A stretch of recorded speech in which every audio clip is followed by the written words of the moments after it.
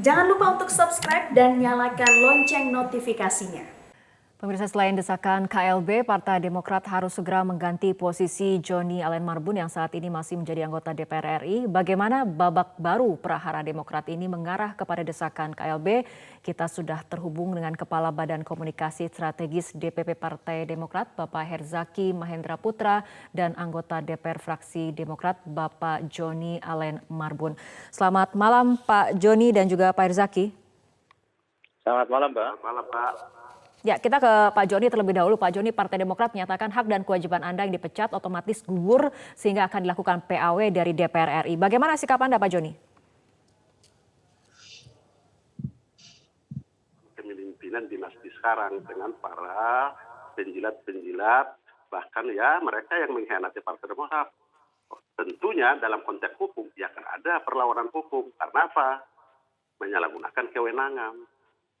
Itu ada dari mulai turunan daripada anggaran dasar rumah tangga, kode etik, tanpa ada pemanggilan, apalagi pemeriksaan. Orang tersangka saja, udah tersangka dalam pidana, masih harus diperiksa, dipanggil untuk berat, ringan atau sedang. Itulah karena memang arogansi kekuasaan, tirani arogansi kekuasaan. Oke, gitu. Pak Herzaki. Pak Joni mengatakan akan ada perlawanan hukum apalagi tidak ada pemanggilan sebelumnya. Bagaimana tanggapannya? Ya, kalau dari kami sudah cukup jelas ya Mbak, gitu, bahwa perbuatan tingkah laku buruk para kader yang dipecat itu sudah merupakan fakta terang benderang, Mbak.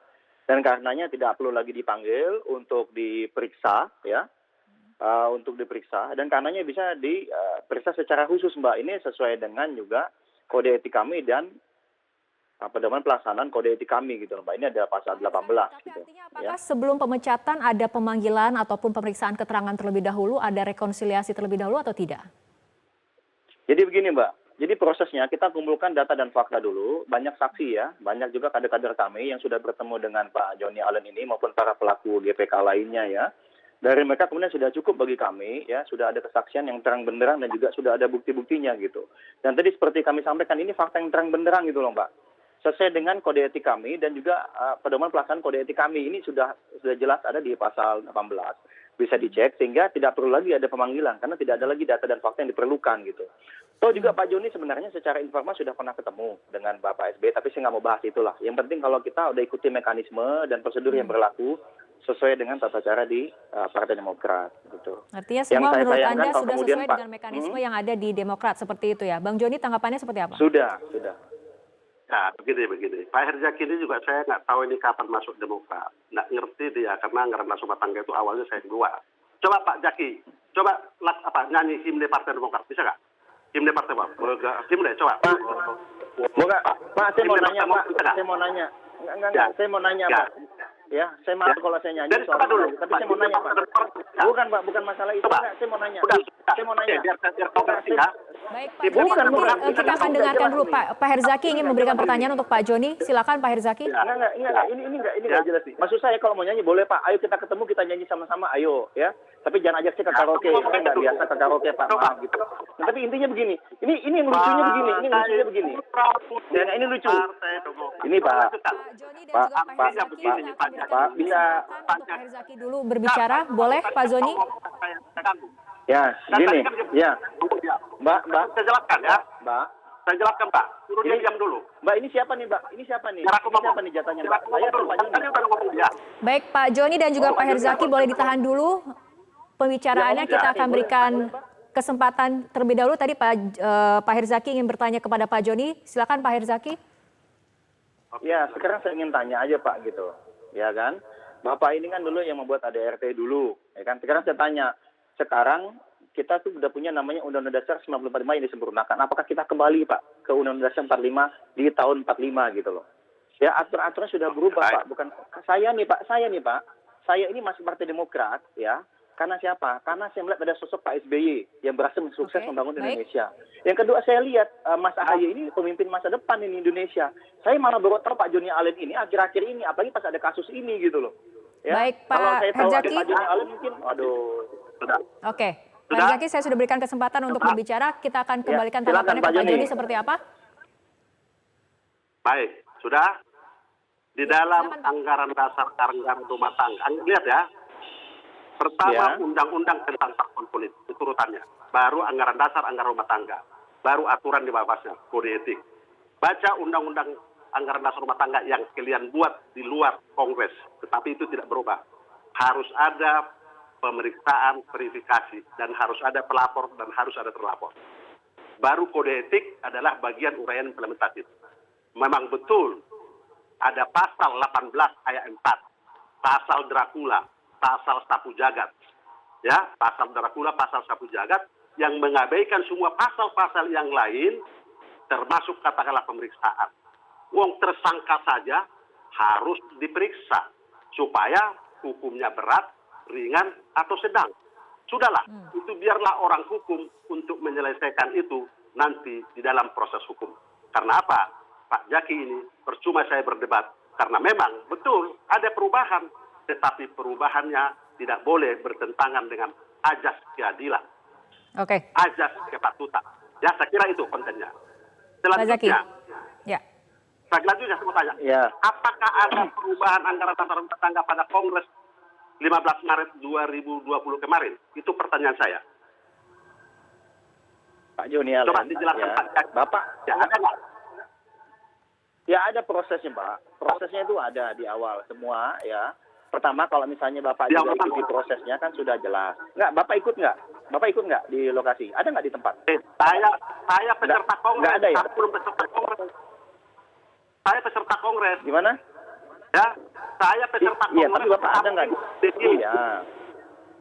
Jadi sebenarnya mau dijawab dulu yang mana nih, Pak? Gini Pak, gini. Saya jelasin gini aja. Bapak ini kan kalau misalnya, kalau Bapak merasa protes, Bapak dipecat karena tindakan perbuatan tingkah laku Bapak ini merupakan fakta terang benderang tadi, Bapak kan harusnya tahu kan, bahwa apa mekanisme selanjutnya yang bisa Bapak lakukan. Silakan bawa aja ke Mahkamah Partai, Pak. Silakan bawa, kan ada mekanismenya. Bapak datanglah ke DPP, kita sambut loh Pak datang DPP. Silakan aja Pak gitu, ya. Maksudnya jadi janganlah kemudian ini ya. Kalau misalnya merasa tidak puas, sih tinggal datang ke Mahkamah Partai. Kan Bapak ini kan udah lama sekali di Demokrat. Harusnya sudah sangat paham lah buat hal-hal kayak gini gitu loh Pak. Ya. Nah, Baik. jadi ini yang membuat saya menjadi semakin tidak jelas ini. Kenapa? Ya karena bagi kami sebenarnya sudah cukup nih Mbak. Ini hanya nyanyian sumbang aja dari para kader yang dipecat. Baik. Karena mereka mungkin merasa punya dukungan nih dari oknum kekuasaan. Jadi mereka pede sekali Baik, gitu. Dan Pak proses Zaki dan gerakan juga mengambil Pak alih yang Joni. tentunya Partai Demokrat. Oke, Sudah. kita akan berbicara mengenai mekanisme PAW-nya nanti akan seperti apa dan apakah gelombang pemecatan ini masih akan terus berlangsung atau akan seperti apa? Pak Zaki dan juga Pak Joni, kita akan lanjutkan perbincangan tapi kita ikuti jeda berikut terlebih dahulu. Pemirsa, kita akan lanjutkan kembali perbincangan Pak Joni mengenai desakan KLB di tubuh Partai Demokrat sendiri. Sebetulnya seberapa besar ataupun seberapa kencang di internal Demokrat sendiri untuk mendorong adanya KLB ini? Pak, persoalan Partai Demokrat ini sudah lama sebenarnya. Sudah lama kekecewaan, cuman tidak ada yang berani menyampaikan. Karena apa? Sedikit perbedaan pendapat, pasti dikasih sanksi, BLT, pecat. Dan itu saya sampaikan pada pertemuan 16 kemarin di rumah Cikias. Dan juga mengamputasi hak. Sudah lama. Tetapi tersumbat. Karena apa? Arogansi para pencari muka di sekelilingnya. Seperti Pak Zaki ini, dia nggak ngerti napas Demokrat. Dia nggak paham bahwa Demokrat itu dibutuhkan dengan napas katakanlah keterbukaan demokratis. Bukan arogansi, bukan otoriter. Tetapi penjilat-penjilat inilah yang merusak Demokrat di dalam suasananya. Oke. Apalagi beliau, timnya saja belum tahu dia Partai Demokrat. Ya, Pak Joni karena berbicara itu, tentang hal yang konkret untuk desakan KLB sendiri didukung oleh siapa saja, Pak? Apakah DPC, DPD, atau seperti apa? Nanti kita lihat pada konteks pelaksanaan KLB. Karena itu sah. Oleh karena itu saudara-saudara saya dari Sumbar sampai Merauke, tidak usah takut. Sah dan dilindungi undang-undang. Oke. Dilindungi anggaran dasar, anggaran rumah tangga. Baca Undang-Undang Partai Politik pasal 5 ayat 2. Kongres adalah pengambil keputusan tertinggi di dalam partai politik atau sebutan lain. Jadi Pak Zaki, tanggapannya? Paham, Baik, belajar. Pak Joni, kita ke Pak Zaki terlebih dahulu. Ya.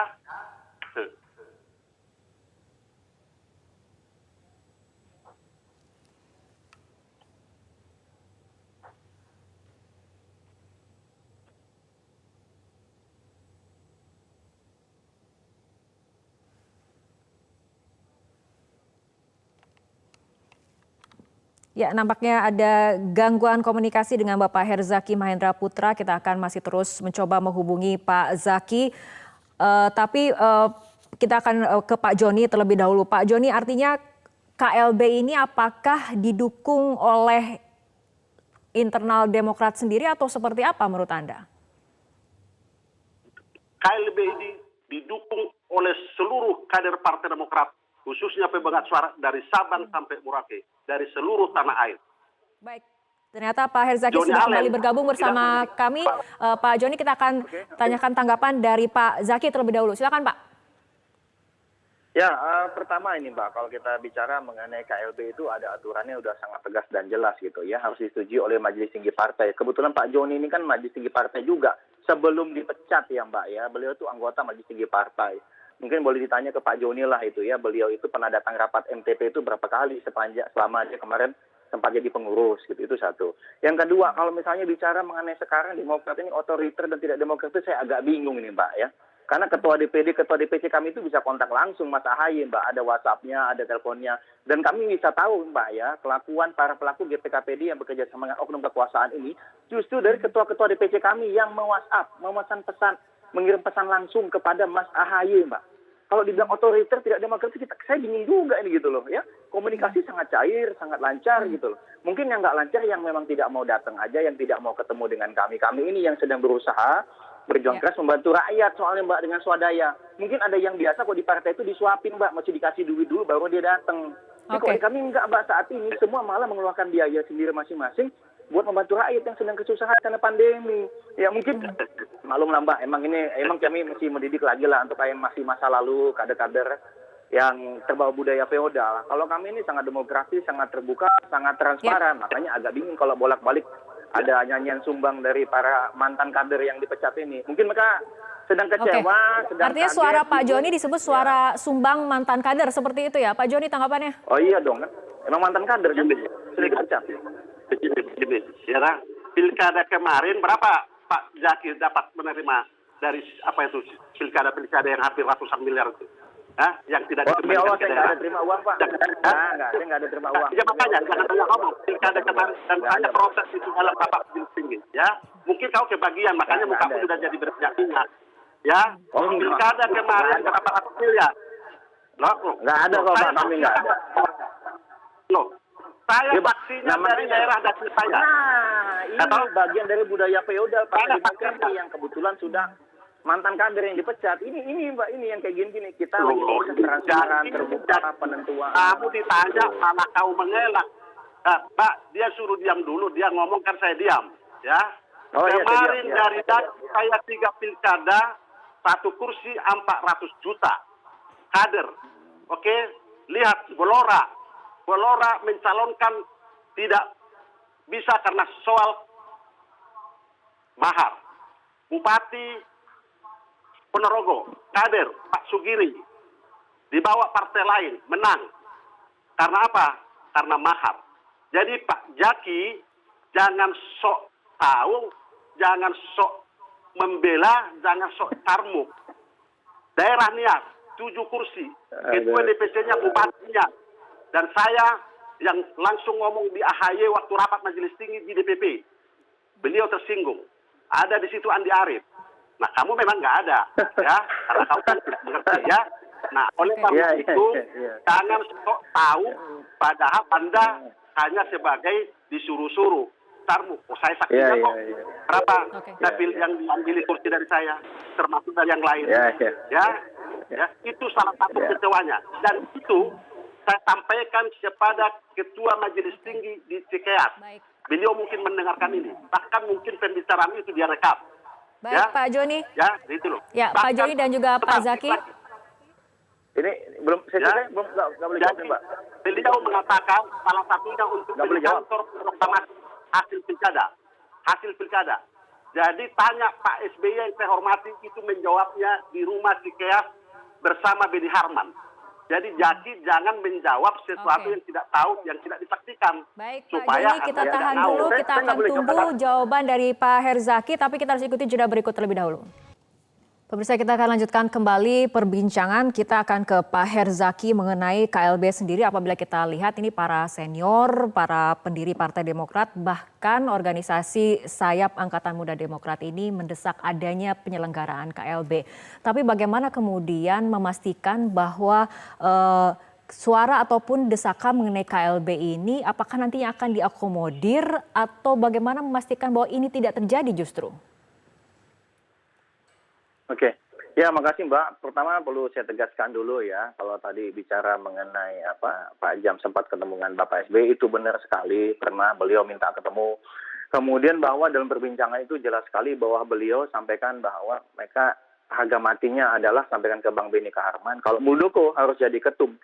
Ya, yang KLB itu harus terjadi, sehingga kita juga tidak kalah heran kalau Bang Joni semangat sekali sekarang sebagai mantan kader juga masih terus berbicara membawa nama Partai Demokrat, karena memang Partai Demokrat saat ini sedang baik dan sedang bagus banget, Mbak.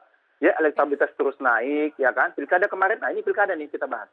Pilkada Baik, Pak kemarin Zaki, itu kita menang, Mbak, hampir 50%. Pak Zaki, dengan adanya gejolak di internal Partai Demokrat, apakah sebetulnya Partai Demokrat selama ini mengetahui ada titik-titik api ataupun potensi adanya ketidaksolidan di dalam tubuh partai sendiri?